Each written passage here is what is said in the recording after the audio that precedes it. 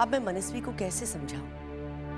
कितनी बार उसे कहा घर की जिम्मेदारी संभालो, नहीं मानी, और वहां ऑफिस में अर्जुन की जगह लेने की कोशिश की। पर भाई साहब मेरे ख्याल से जो भी कुछ हो रहा है ना, अच्छे के लिए हो रहा है।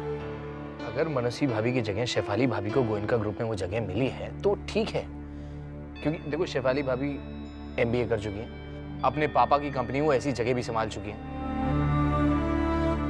मुद्दा ये है भाई साहब इस वक्त कि मनस्वी भाभी को एक कैसे समझाया जाए कि वो आपकी जगह, और अगर समझाए भी जाए तो बिल्ली के गले में घंटी बांधे कौन? तुम। नहीं नहीं नहीं भाई साहब, मैं कोशिश कर चुका हूं, प्लीज। बार बार कोशिश करनी होगी केशव, और दूसरा है कौन जो उसे समझा सके? पर तुम वो मकड़ी की कहानी तो जानते हो, वो कितनी बार अपना जाल बिछाने की कोशिश करती है, हर बार नाकामयाब रहती है, फिर भी हार नहीं मानती। कोशिश पे कोशिश करती रहती है और आखिरकार अपनी मंजिल तक पहुंच के रहती है। मुझे मालूम है भाई, मुझे राजी करके ही रहोगी, ठीक है? आपके कहे अनुसार मैं जाल बुनने की कोशिश करता हूं, लेकिन मनस्वी भाभी हमारे जाल में इतनी जल्दी नहीं फंसने वाली। अब सोचने की कोई जरूरत नहीं है, आप मुझे आशीर्वाद दीजिए। कामयाब रहो।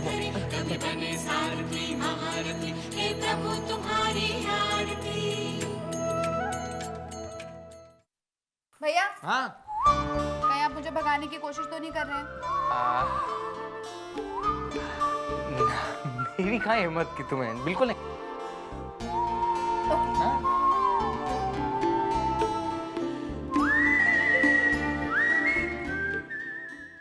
क्यों भगाया तुमने मुझसे? कुछ बात करनी थी भाभी आपसे, जो मीटिंग में जो भी कुछ हुआ उसी बारे में।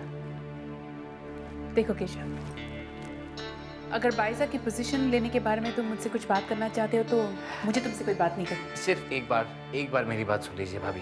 देखिए मैं जानता हूँ कि आप मेरी बातें सुनकर बोर हो गई, लेकिन क्या करूँ, जब कोई भी गलत बात होती है ना तो सही नहीं जाती, वो जुबान पर आ ही जाती है। अब आप ही देखिए, आज गोयनका ग्रुप की मीटिंग में आपको जिस तरह से डायरेक्टर नहीं बनाया गया वो ठीक नहीं हुआ बिल्कुल। मैं ये सब इसलिए कह रहा हूँ क्योंकि उनकी ताकत बढ़ती जा रही है। ताकत बढ़े कोई बात नहीं, लेकिन वो लोग ताकत का गलत फायदा उठा रहे हैं। अब अर्जुन ने तो देखिए खुद ब खुद कंपनी छोड़ दी, शक्ति ज्यादातर इंडिया से बाहर रहता है, और आपको तो कंपनी ज्वाइन ही नहीं करने दी उन्होंने। बचे कौन? सत्या भैया। सत्या भैया को कभी भी दूध से मक्खी की तरह निकाल सकते हैं। और भाभी, अगर ऐसा कुछ भी हुआ ना तो देवजी दादा भी कुछ नहीं कर पाएंगे। लेकिन हाँ, मुझे एक बात का पूरा यकीन है कि अगर ऐसा अन्याय हुआ तो आप ये अन्याय सहन नहीं करोगे। लेकिन अन्याय से लड़ने के लिए इंसान को ताकत भी चाहिए होती है। और भाभी, मेरे ख्याल से ताकत तभी मिलेगी ना जब आपको बाइसा का ओहदा मिलेगा। मैं आपको फोर्स नहीं कर रहा, लेकिन सोचना तो चाहिए ना। सोचना है भाभी, मैं चलता हूं। मेरे पास इतना टाइम नहीं है, आप समझने की कोशिश कीजिए, we are short of time. आप एक काम कीजिए, आप मुझे फैक्स कर दीजिए। तो ठीक है, ईमेल कीजिए, मैं खुद चेक करता हूँ। जी मैं घर पे हूँ। Yes, I will see you for the meeting. Okay, या।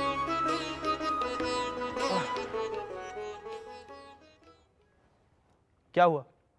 पूरे 10 मिनट हो गए मुझे ये चाय लेके घूमते हुए, और अब तो ये भी नहीं कह सकती कि देखो चाय जल्दी पी लो, ठंडी हो जाएगी, क्योंकि ठंडी हो चुकी है और मैं वापस नहीं गर्म करूंगी। हाँ ओके बाबा, लाओ।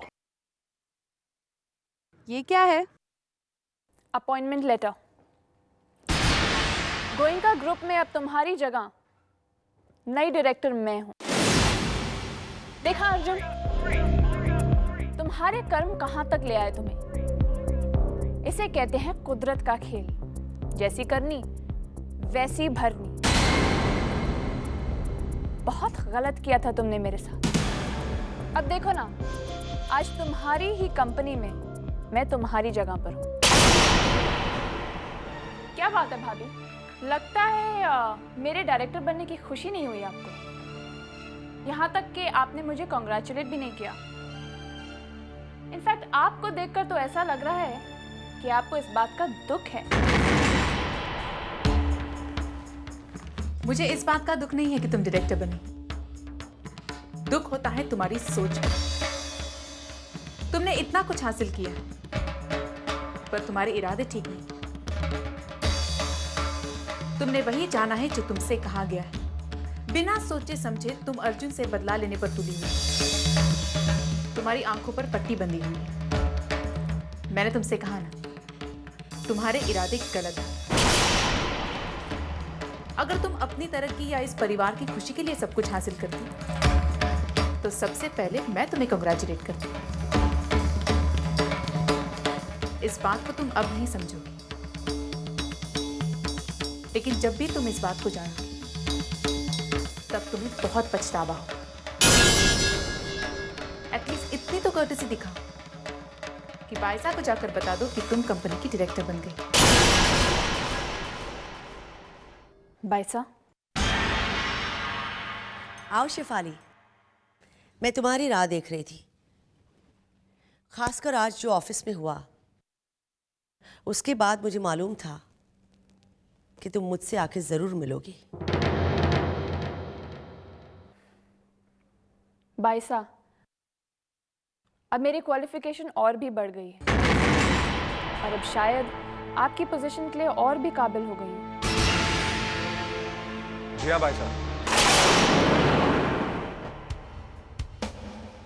शिफाली बिल्कुल ठीक कह रही है।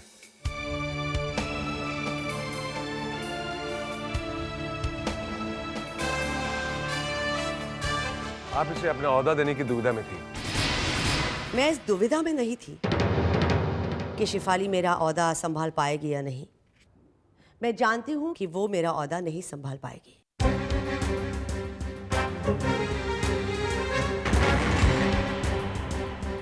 शिफाली, मैंने तुम्हारे सामने एक शर्त रखी थी, अर्जुन को गोयनका ग्रुप छोड़ने से रोक लो।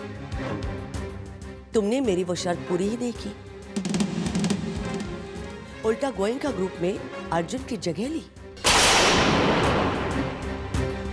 तुमने सिर्फ अपना फायदा देखा, घर का नहीं। मेरा ओहदा संभालने के लिए क्वालिफिकेशन की नहीं, कॉमन सेंस की जरूरत है, जो तुम में बिल्कुल नहीं है शिफाली। मेरे फैसले के लिए ये काफी है। भाई साहब, इस मामले में तुम्हें बहस करने की कोई जरूरत नहीं है।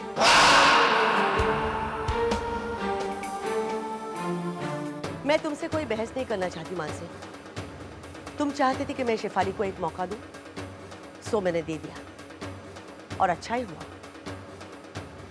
अब मेरे मन में कम से कम ये सवाल तो नहीं रहेगा कि कहीं अनजाने में मैंने शिफाली के साथ नाइंसाफी तो नहीं की।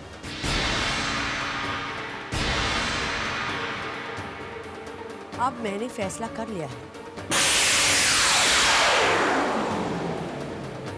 और मेरा फैसला और भी अटल हो गया है। लगता है बायसा मनस्वी को अपना कंगन पहनाकर ही दम लेगी।